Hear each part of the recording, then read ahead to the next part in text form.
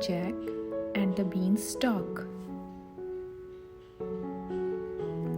Once there was a boy named Jack who lived with his mother.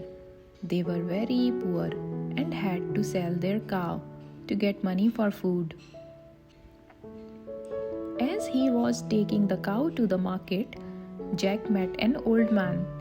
"You won't get much money for such an old cow," he told Jack.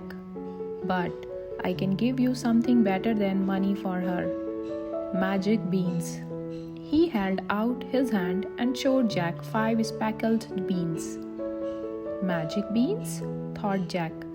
"They sound exciting." He gave the old man the cow and took the beans, thanking the man politely. Then he went home to his mother. Jack's mother was extremely cross. "Silly boy," she shouted. "Thanks to you, we have no cow and no money." She threw the beans out of the window and sent Jack straight to bed. The next morning, Jack was astonished when he looked out of the window. A giant beanstalk had sprung up while he was sleeping, and it stretched up to the sky. Jack ran outside and began to climb the beanstalk. Up and up he went, higher and higher, till he reached the top.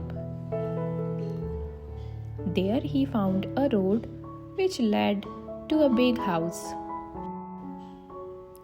Jack's tummy was rumbling with hunger, so he knocked on the large wooden door. A giant woman answered. She looked kind, and Jack asked if she would give him some breakfast.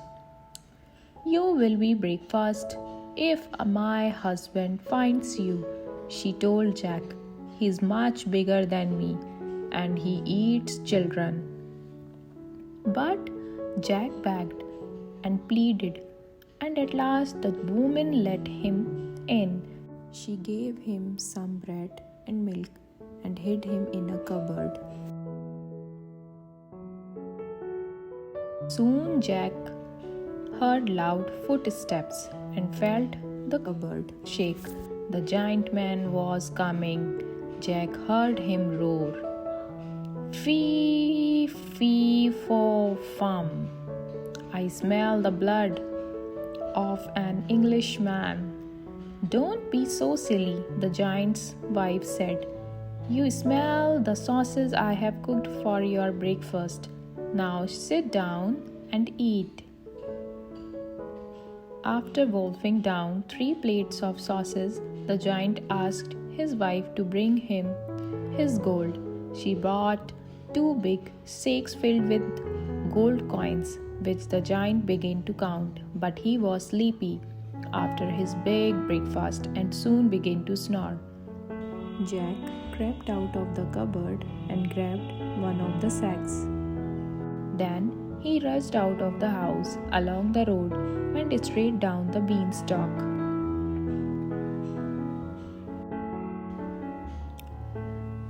Jack's mother was overjoyed to see him, and she was even happier when she saw the gold. They lived well while the money lasted, but after a year it had all been spent. Once again, Jack and his mother had nothing to eat. "Don't worry, mother," said Jack. "I will just go back up the beanstalk to the giant's house." And so he did. Just and before Jack knocked on the door and begged the giant's wife for something to eat.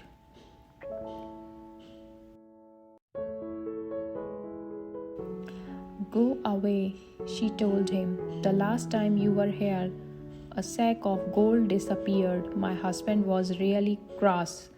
But once again, Jack begged and pleaded, and at last she let him in. She gave him some bread and milk and hid him in a cupboard. Soon the giant stormed in, bellowing, "Fee, fee, fo, fum. I smell the blood of an Englishman. Nonsense, said the giant's wife. You smell the yummy soup I have made for your lunch. Peeping through a crack in the cupboard door, Jack saw the giant slurp down a big barrel full of soup and heard him tell his wife, Bring me my ham. She put a fat red hen on the table, and the giant shouted, Lay! To Jack's amazement, the hen laid a golden egg. Jack waited until the giant was asleep. Zzz. Then he jumped out and snatched the hen fast as lightning.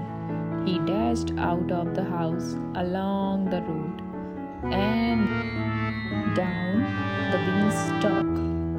Jack and his mother lived very well on the money they made from the hen's golden egg, but Jack wanted to climb the beanstalk one last time. He knew the giant's wife would not let him in again, so when she wasn't looking, he sneaked into the house and crawled into the cupboard. Before long, the giant came crashing in. Fee, fee, fo, fum, I smell the blood of an Englishman, he thundered. You smell the sticks I have cooked for your dinner, his wife said, and she put a platter of thick, juicy sticks in front of him. After gobbling up the sticks, the giant took out a golden harp and said, Sing. The harp played a gentle lullaby, and soon the giant was fast asleep. Jack sprang out, took the harp, and began to run, but the harp cried, Master, Master! And the giant woke up. With a roar, he leapt up and ran after Jack. Holding the harp tightly, Jack ran for his life. As he scrambled down the beanstalk, he yelled, Mother, Mother, bring the axe. Jack took the axe and started to chop down the beanstalk. The giant quickly climbed back up to the top before it snapped in two. That was the last time Jack saw him. With the hen and the harp, Jack and his mother were able to live happily even after, and they were never hungry again. The end.